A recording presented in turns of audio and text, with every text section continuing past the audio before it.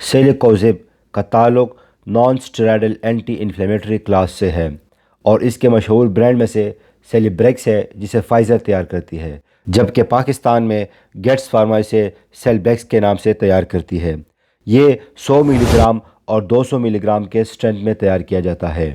یہ ایک انالجیسک دوا ہے، اینٹی پائریٹک دوا ہے اور ایک اینٹی انفلیمیٹری دوا ہے۔ انالجیسک یعنی یہ پین کلر دوا ہے، دردوں میں افاقے کے لیے استعمال کی جاتی ہے۔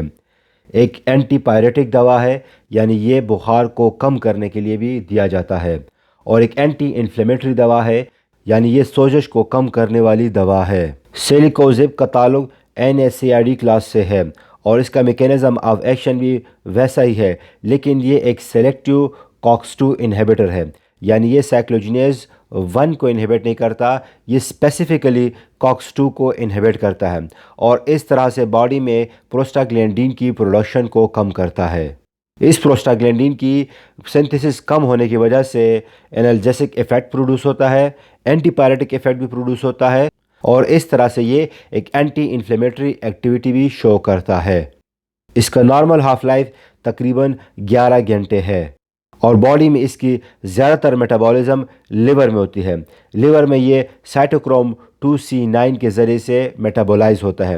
تو ایسے ڈرگز جو کہ 2C9 انہیبیٹرز ہوں جیسے کہ فلوکونازول، اس کے ساتھ استعمال کرتے ہوئے احتیاط کرنا چاہیے۔ یہ تھی سیلیکوزب کی ڈرگ انٹریکشن کے حوالے سے شارٹ بات۔ اب ہم آتے ہیں سیلیکوزب کی یوزز کے حوالے سے کہ اس کا استعمال کہاں کہاں پر کیا جا سکتا ہے۔ سیلیکوزب کا استعمال مائلڈ ٹو ماڈریٹ پین میں کیا جاتا ہے، یعنی باڈی میں کہیں پر بھی پینفل کنڈیشن ہو تو اس کے لیے سیلیکوزب کو پرسکرائب کیا جاتا ہے۔ سیلیکوزب کا مین استعمال آسٹیو آرتھرائٹس میں کیا جاتا ہے، یعنی آسٹیو مطلب ہڈی، آرتھ مطلب جوائنٹ، آئٹس مطلب انفلیمیشن، یعنی جوڑوں اور ہڈیوں کے انفلیمیشن کے لیے اس کو دیا جاتا ہے۔ یہ جوڑوں اور ہڈیوں کے انفلیمیشنز کی وجہ سے ہونے والے پین کو کم کرتا ہے، انفلیمیشن کو کم کرتا ہے۔ اس کے علاوہ اس کو اینکائلوزنگ اسپونڈیلائٹس میں بھی دیا جاتا ہے اور جووینائل رومیٹائڈ ارتھرائٹس کے لیے بھی دیا جاتا ہے، یعنی تمام تر ہڈیوں اور جوڑوں کے دردوں اور سوزش والے مسائل کے لیے سیلیکوزب کو پرسکرائب کیا جا سکتا ہے۔ سیلیکوزب کا استعمال ایکیوٹ مسکولوسکیلیٹل ڈس آرڈرز میں بھی کیا جاتا ہے، جیسے کہ اسپرین اور سٹرین میں۔ اس کے علاوہ اس کا استعمال لو بیک پین میں بھی کیا جا سکتا ہے۔ سیلیکوزب کا استعمال خواتین میں ہونے والے ماہواری کے درد کے لیے بھی کیا جا سکتا ہے، جسے میڈیکل ٹرمینالوجیز میں پرائمری ڈسمینوریا کہتے ہیں۔ سیلیکوزب کا استعمال آنتوں میں ہونے والے پولیپسس کے لیے بھی کیا جا سکتا ہے۔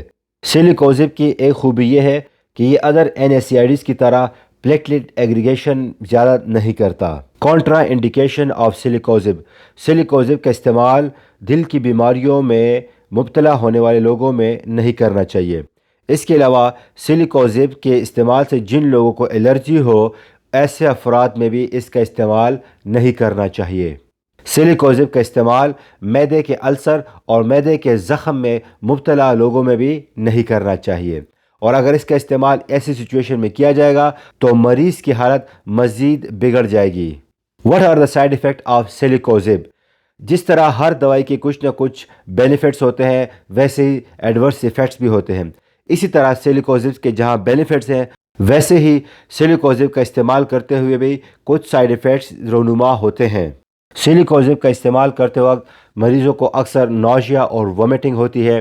کچھ پیشنٹ کو اس کے استعمال سے ہیڈ ایک ہوتا ہے اور کچھ پیشنٹ کو اس کے استعمال سے ایبڈومینل پین ہوتا ہے، گیس پرابلم ہوتی ہے اس کے استعمال سے۔ اس کے علاوہ کچھ مریضوں میں کانسٹیپیشن بھی ہو سکتی ہے۔